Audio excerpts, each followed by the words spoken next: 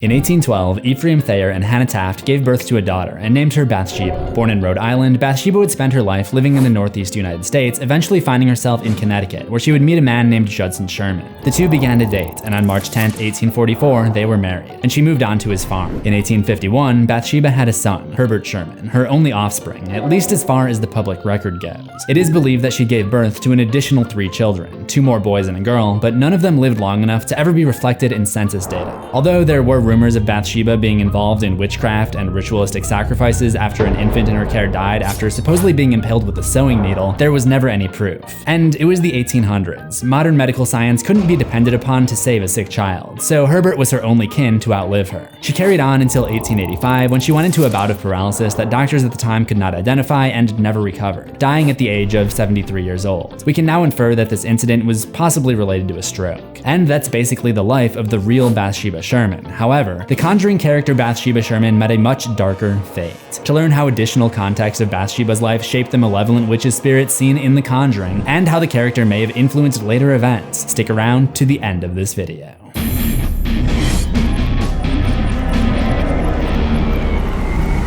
Welcome to Horror History. Most Conjuring movies, as you would expect, deal with the conjuring of demons. Much of the lore is based on the grimoire, The Lesser Key of Solomon, which details evil entities like Malthus and Valak. The demon attached to Isla in The Conjuring 3 similarly has occult origins. There are, however, Conjureverse antagonists who are based more on local urban legends. The second is the legend of La Llorona, a ghost from Latin American folklore. But the original is Bathsheba the Witch, who is based on the mysterious New England farm wife that supposedly haunts the old Arnold estate in Harrisville, Rhode Island. As always in horror history, I'll be analyzing the timeline. But the timeline of the events of the real Bathsheba Sherman don't match up with the timeline of the movie character Bathsheba, who died 7 days after the birth of her child. So I'm gonna start with one event that is in both timelines, the marriage of Bathsheba Thayer and Judson Sherman. I'll sort all this out on the other side of the horror history screen.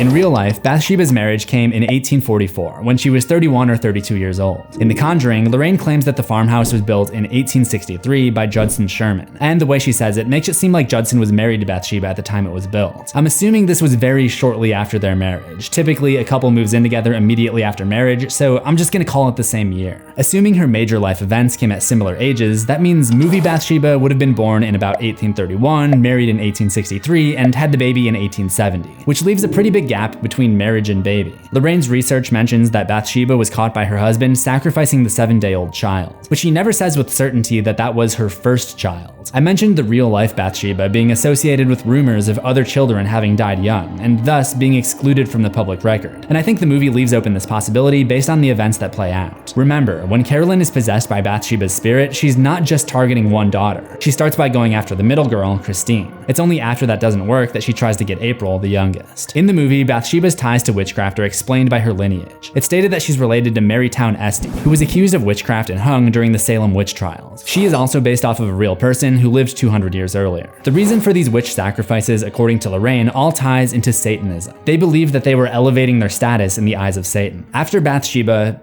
or can I just nickname her Bath? After Bath was caught sacrificing her baby, she proclaimed her love to Satan and cursed anyone who would try to take her land and hung herself in the tree outside. But as we know, the story doesn't end there. We're given bits and pieces of the hauntings that would occur from that point forward, and if we put them all together, there's a common theme. In the 1930s, a woman named Mrs. Walker lived there with her son Rory. According to the papers, Rory mysteriously disappeared in the woods, but Lorraine's visions tell a different story, where she can be seen stabbing her son in the cellar before taking herself out of the picture as well. However, a sad final outcry helps explain her behavior. She made me do it. Mrs. Walker was possessed to commit her crime by the ghost of Bathsheba. Other ghosts that we've seen in the Conjuring franchise don't have the power to take over somebody's body like this. We've seen it many times with demons, but only this once from the ghost of a witch. Since her sacrifice was done in the name of Satan, it seems like Bath has gained some of this demonic power. Her final proclamation in life cursed anyone who would try to take her land, so when the farmhouse was eventually split up into multiple properties, there were even more victims for her to come after, like the Bledsoe boy, who drowned in a pond accident, and the maid in a neighboring home who slit her wrist. The maid's ghost would echo almost the same line as Mrs. Walker. Look what she made me do. Look what she made me do! While not much is known about this, there was also a tragic school bus accident that perhaps took place on the property and claimed the lives of 4 more children. It seems unlikely that there would be a fatal accident in rural Rhode Island, so I imagine the bus driver, like the others, was not in control of his or her own body at the time the so-called accident occurred. There's one constant that runs through most of these tragedies, and it helps explain part of Bathsheba's motivation. Each of these accidents involves the premature passing of a child. It would seem that the witch's undertaking does not expire in death. The only exception to this seems to be the maid, who looks like a young adult, though it's possible that there's another child disappearance that just doesn't come up in the Warrens' research. If each kid sacrificed moves Bathsheba up in Satan's ranks, it's no wonder that there was a huge opportunity in 1971 when the Perron family, with their 5 daughters, first moved in to the old Arnold estate. Here we are.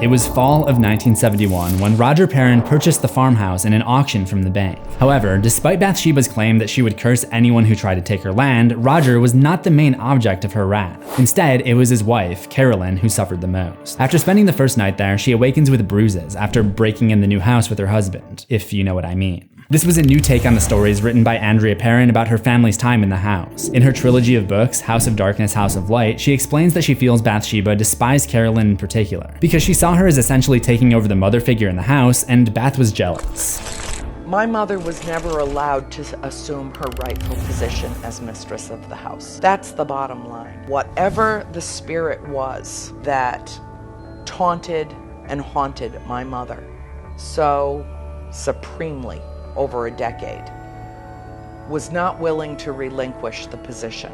She loathed my mother.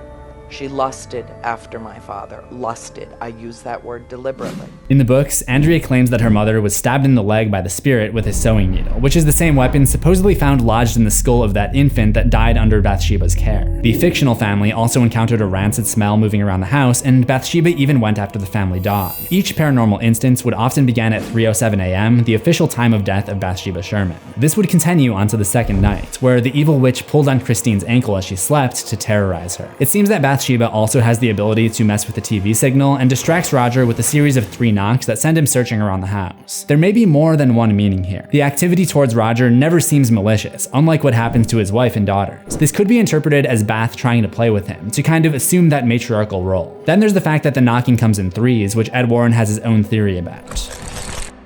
Sometimes it's meant as an insult to the Trinity, the Father, the Son, and the Holy Spirit. If she's trying to make a mockery of a religious concept, this may not actually be the first example. Just look at her name, Bathsheba. Bathsheba was the biblical wife of King David in the Torah. I've been calling her Bath this whole time, but maybe I was focusing on the wrong part of her name and should have been calling her Sheba. This in itself could be a mockery of the Queen of Sheba from the Hebrew Bible. And yes, obviously a baby doesn't name itself, as far as I know, but remember, Bathsheba's ties to witchcraft are said to be passed down by her family. Ed, she's related to Marytown Esty. She's one of the women accused of witchcraft in Salem. She was hung during the trials. Now, I don't know if Marytown Esty and Bathsheba Sherman were actually related in real life, but Mary is obviously named after another religious figurehead, the Virgin Mary. And Bathsheba's father, Ephraim, is probably named for Ephraim, the son of Joseph in the Torah. It may not have been the intention of the filmmakers to call attention to this, but I find it interesting nonetheless. And one more thing. If Bathsheba was named after the biblical Bathsheba, that's also significant, because the biblical Bathsheba was also the father of King Solomon. Yes, the same King Solomon from The Lesser Key of Solomon, the demonic spellbook that was the source of lore for The Conjuring 2 and the Annabelle spin-offs. The last incident to occur on the second night involves Cindy, the second youngest girl, sleepwalking into the wardrobe in Andrea's room. I've never seen her do this before. A lot of Bath's activity is related to this wardrobe, which the family found there upon moving in. The wardrobe is positioned in front of a secret nook behind the wall, where Rory Walker liked to hide when the hauntings got too scary. The area also features a passage down to the cellar, which may have been used for another hanging at some point in the house's history, though we don't have any other details on it. We see Bathsheba use the wardrobe again the next day, when Carolyn is playing hide and clap with the youngest daughter, April, and Bathsheba's hands emerge from it and mislead Carolyn towards that direction, probably hoping to abduct or attack her. It's also on this day when birds start crashing into the house, which might just be another generally creepy thing to happen, or might once again be symbolic of Bathsheba's anti-religious tirade, since birds are often used as Christian symbols, like how many churches use dove symbols as a connection to the Holy Spirit. The third night features more ankle pulling. Christine is nearly yanked out of bed and sees Bathsheba standing behind her door, but her sister Nancy is unable to see it. There's someone standing over there. I don't see anyone. It's looking right at us. Nancy is able to smell the putrid scent associated with the witch though. Yeah, I'm beginning to think that Bath was a bad nickname. It slams the door shut on them, causing late night calamity in the house. Roger is gone on a job for the next week, over which time Bathsheba inflicts more bruises on Carolyn, leads her around the house at night using sounds, knocks the family pictures off the wall, which again were insulting to Bathsheba because she's jealous of Carolyn being the mother figure, and eventually slams the cellar door shut in a way that knocks Carolyn down into the basement, where more horror ensues. Upstairs, Cindy has another sleepwalking incident, but this is probably just the ghost of Rory trying to protect her. But in this case, the dark presence of Bathsheba has a counterattack. Andrea is lured back to the wardrobe when the knocking sound continues. And Cindy awakens to see a sight that no child could ever forget.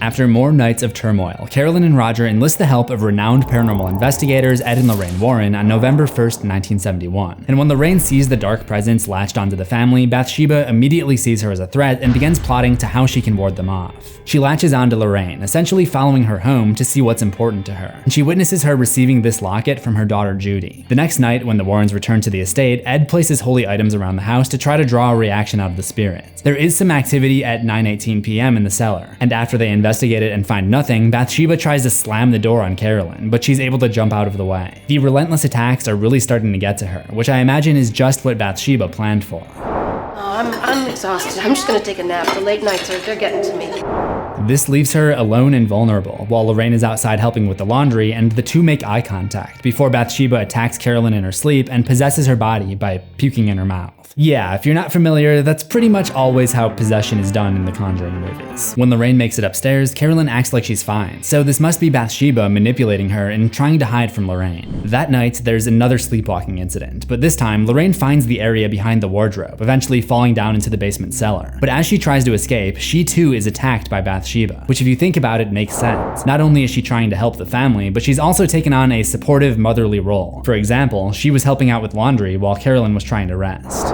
Bathsheba goes for her locket, the one given to her by Judy, the symbol of their mother-daughter relationship and basically a threat about who she'll go after if Lorraine and Ed don't back off. It's here that Bath really ups the ante. Holy objects turn face down, and of course, the air-yeeting ensues. The next day, she issues another warning by showing Lorraine a vision of her daughter floating motionless in the river. But since they refuse to back off, Bathsheba decides to make this more than just a threat. Like Christine at the old Arnold estate, Judy is also woken up by a ghostly pulling at her ankle. She gets up and discovers that Bathsheba has actually freed the cursed Annabelle doll from its case, and finds the benevolent witch rocking with it in a chair. This is the biggest threat yet, because Bathsheba is not only threatening Judy's safety, but also potentially freeing another powerful entity, Malthus, who is bound to that doll, which is usually sealed inside this case. Nothing more would come of this relationship for almost another year though, as Judy's parents got home just in time to save her, and Annabelle is mysteriously returned to her case. However, that same night, the evil tries to sacrifice another child in Satan's name by using the possessed Carolyn to kidnap Christine and April. Well, I mean, I guess you can't really kidnap your own child, but then again, Carolyn wasn't the one in control. Anyway, her plan was to have the mother sacrifice the child, just as she had with her own child over 100 years before. Where are we going, Mom?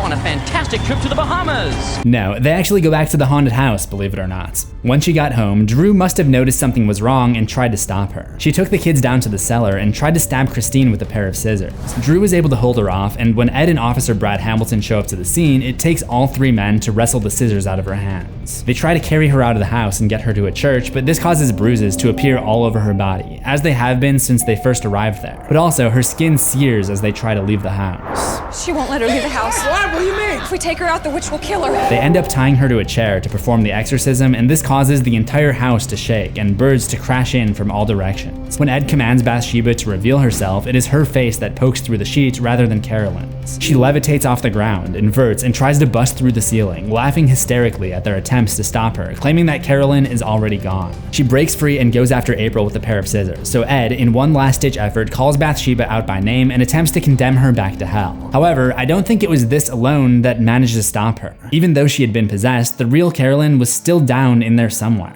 She recalls a memory of the day that she and Roger went to the beach with their children, and is able to use that love to push back against Bathsheba. In the end, it was her love for family that helped her overcome a witch who used her own family as a sacrifice to the devil, and she's able to spit back out the toxic part of Bathsheba that resided within her. That is the last that the Perron family saw of Bathsheba Sherman, but that does not mean that this entity's story is over quite yet. The spirit was caught in the children's music box, somehow, and taken back home with the Warrens to be sealed away in their cursed artifact museum for safety, which all worked out just fine for almost a year. It was September of 1972 when the Warrens were away on a case and hired a babysitter for Judy. The babysitter has a friend over to help celebrate Judy's birthday, and the friend accidentally sets free Malthus, the Annabelle demon, who, as we saw with Judy in November, happens to be a beacon for other spirits, and the house is overrun by many of the ghosts that Ed and Lorraine had locked up over the years. Now, we don't specifically see Bathsheba take on a visible form during this chaos, but we do see this. Roll it.